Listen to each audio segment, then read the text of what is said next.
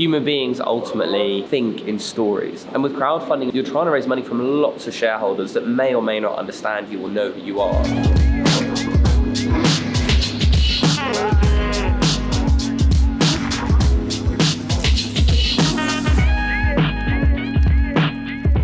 Today we're filming with Big Drop Brewing. It's our second day on set with them.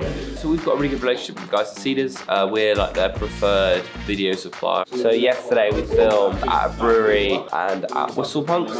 Today we're going around a number of pubs to film some of the spoken content. For me, I really enjoy making Cedars videos because you're involved in a business at such a pivotal time. I myself as an entrepreneur get to meet other founders and understand their businesses. And I've learned a huge amount just from working with other businesses that are raising on Cedars. I forgot my laptop. Not mine. Jay's got his laptop. And I'm gonna hold me down. Oh. Is there anything different for this shoot, or is there quite a structure that you normally use? So we're filming in a variety of different pubs. I think that it's important when you're watching a video, even if it's only 3 minutes and there's people talking, to not just have 3 minutes of one person sat in exactly the same place. So changing locations and using that as a representation to kind of drive the narrative is just one part of what you can use to kind of tell better stories. Good morning, Pippa. Good morning. So we're filming the Big Drop crowdfunding video at Beer Hawk.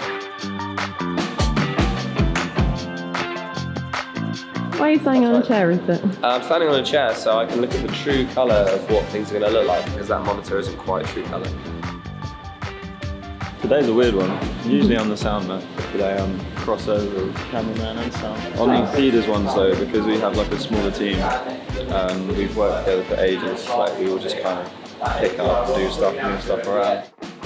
What makes a good crowdfunding video? I think there's just quite a clear format, you know, with crowdfunding videos. Start with a super short, succinct version of like, who are you, what do you do? Then identify the problem, then showcase the promised land, and then show that you can meet that place and prove it. Thinking about your objectives with a raise. Sometimes people are doing crowdfunding raises more to build a community around the brand, in which case it's more about, you know, using the consumer tone of voice and talking to people from more of a kind of product-led point of view. And sometimes people are trying to raise a lot of money. So then it's more kind of investor focused, it's a little bit more serious, and a lot of the time obviously it's a mix. We're just getting a product shot here, just pulling focus down the line, and Jay's getting real pedantic right now. Look at him. I am getting real pedantic.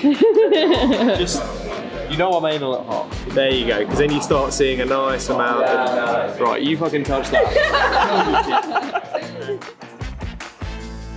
What do we do with these videos once they're finished? Once we finish filming, we then go away and put together a first edit. We then generally invite companies to come to the office, particularly on crowdfunding videos, because often they're very tight turnaround. And they'll sit with an editor and they'll get exactly what they're looking for. So once the client leaves and they're super happy with the edit and everything else in the structure, we then do sound design, color grading, and that's when motion graphics might be done as well. So then that way, you know, the process is super streamlined, they're really happy, and they can get their crowdfunding video out, you know, in good time. The two biggest campaigns that we worked on both raised over £5 million. Human beings ultimately think in stories. That's how we articulate ourselves, that's how we digest information. You know, it's really important to have really good storytelling around something like this, because otherwise it's just numbers, and it's not interesting. And with crowdfunding, you're not just trying to raise money, you're trying to raise money from lots of shareholders that may or may not understand you or know who you are. So for me, the first port of call with a campaign should be, does our story make sense? And it's important to get that absolutely spot on, because everything else will kind of flow from that.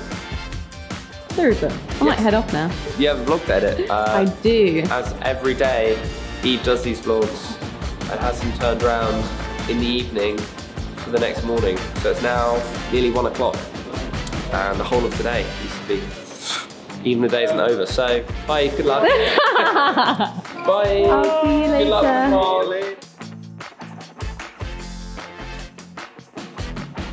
Angus said you got some pretty good shots on there. But apparently you've hurt your wrist. I have, yeah. Oh no, how did you do that? Trying to bust like a 360 burial and... As you do. No, I wasn't. I just fell over, going downhill. I visited Romania. So yeah, I'm rendering out my 360 video at the minute. And you can see how my neck is about to follow my body. Yeah.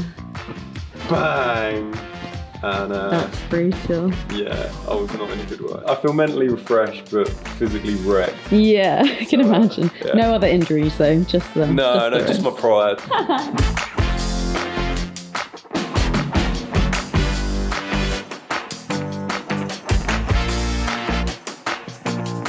Thierry, can you wink?